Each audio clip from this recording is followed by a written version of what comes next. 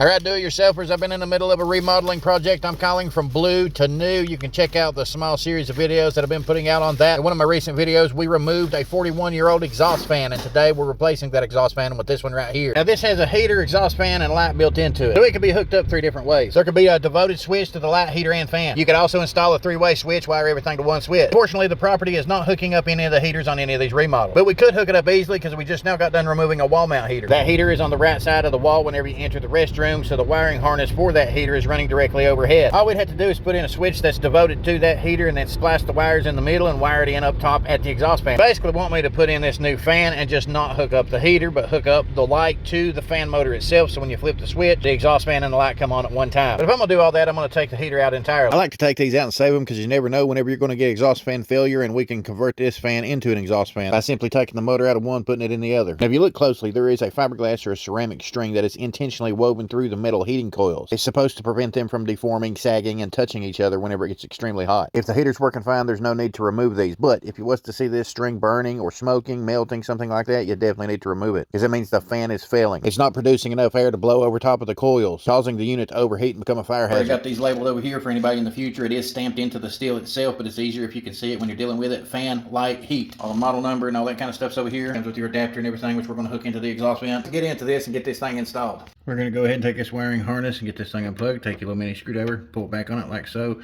then all you gotta do is pull it straight up and it unplugs it. Take this center mounting bar out of here. Take this foam block out of the way. 2 screws on the outside that you gotta go through the inside right here in order to get to them. You're gonna have this mounting screw right here and one over here.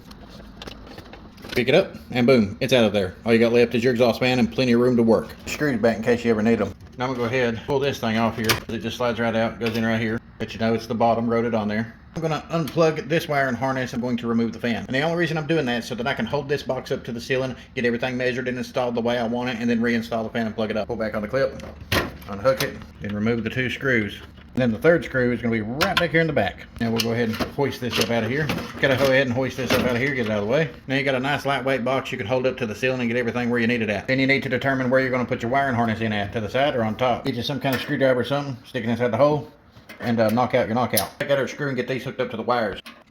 You're going to pull out your wires and see what you got here. Now these are your thinner wires, the black and the white. These are going to go to your basic light and fan. Anytime you turn on the light or the fan, both are going to come on if you wire them together to the same switch. And whenever you pull these out over here, you're going to notice that these are thicker gauge wire. Anytime it's a thicker gauge wire, it's meant for something with a heating coil on it. See there, we got a red and a white. If you're going to hook up something to a switch and you actually got a heater switch, these are what you want to plug up to that specific switch. Now if you want to detach it entirely, you don't want to hook anything up, you can pull the plug out and eliminate it entirely. Now here's the one that's going to go to your light. The blue and the white. Like I said a minute ago, you take the blue, you hook it up with the black, you take the white, hook it up with the white. That way you got hot coming in on your blue and black and neutral on both your whites. When you flip that one switch, you're going to have the light and the fan come on at the exact same time. Now if you happen to hook this up separately and you want to have 3 different switches or one 3-way switch or whatever, you can hook up the light by itself, the fan by itself, and the heater by itself. That's all personal preference and whatever you're installing in your home. But for this project, we are going to be installing the light and the fan motor themselves, so we are going to be wiring these 2 together. We'll go ahead and twist them up and get them ready. We got the 2 white ones twisted and ready. Now since these ain't going to be plugged up, we will either eliminate the plug entirely or we will cap them off and shove them back down inside here for future use. We're going to take the plug out. You can do it from the back, or you can pull this screw out right here and all 3 of those plugs and the wires that go with them will come out. Or you can simply take your screwdriver or your fingers and you push in on this right here. Yeah,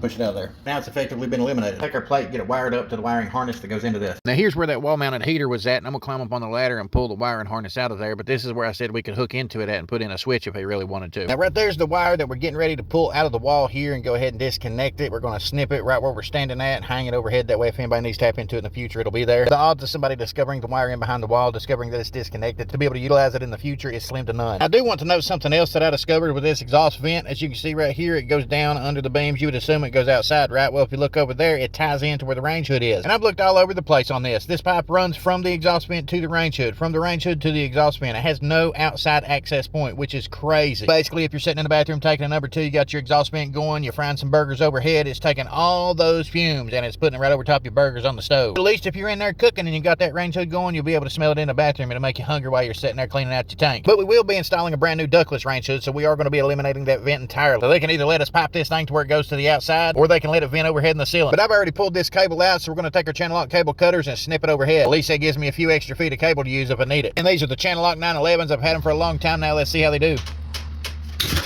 A little bit of wear and tear over the years, but she's still doing her job. But that's channel locks made in the USA quality for you. I'm gonna put some wire nuts on these wires, add a tag to it, letting everybody know where it comes from. That way they know what breaker to go to if they need to tap into it in the future. Then I'm gonna hang it to a beam overhead. Now I'm gonna take my Nebo Cricket flashlight, which has a magnetic base, put it on the bottom of the floor there. That way I can see what I'm doing to remove these elbows. Because it's the same vent that we're gonna tie into. We just need to make sure it's set up the right direction so the pipe will breathe freely. Now some of these exhaust fan kits do come with hardware and rails, but we're not going to be using those because the way this sealant's set up. I am going to be utilizing this old rail that was hooked to the old one. We already got some screws going through it, connecting into it. Put some self-tappers through the exhaust fan that we're putting into this. Got our cover installed to the electrical. Lock nuts nice and tight. We're going to go ahead and get our hose on that's going to connect to the new exhaust vent. Cut us a piece of wood we can screw in on this side and connect the fan to it. Then we'll be able to reinstall everything. You just need your hose and some foil tape. Get it all taped up front to back. Then we can wire it up from on top of the ladder. Get our ground screw loose. Get all of our wires hooked up. Wire nutted on. Put our ground back together. The blue is the light, the black is the fan. And we're hooking the ground straight to the frame. Cover plate on. Get the screw lined up and tighten it down. There we go.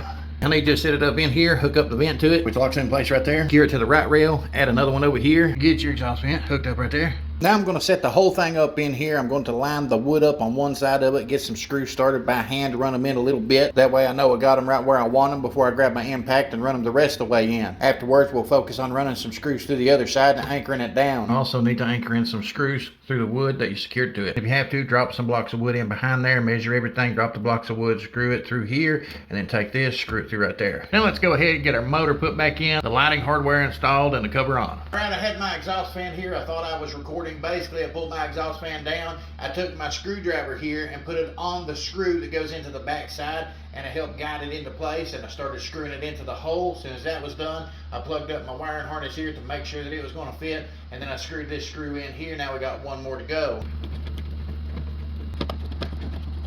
Now the exhaust fan is successfully remounted. You want to make sure that you actually got power going to it in case you have to pull it out of there and tighten up a wire nut. As you can see, we've got power and it's coming on. You also want to make sure that there's no vibration or anything like that, because if it's not secured tightly, it will vibrate, but she's running smooth. Now let's get our mud on here and finish this up. A little teeny screw out here. Your mounting bracket back in place.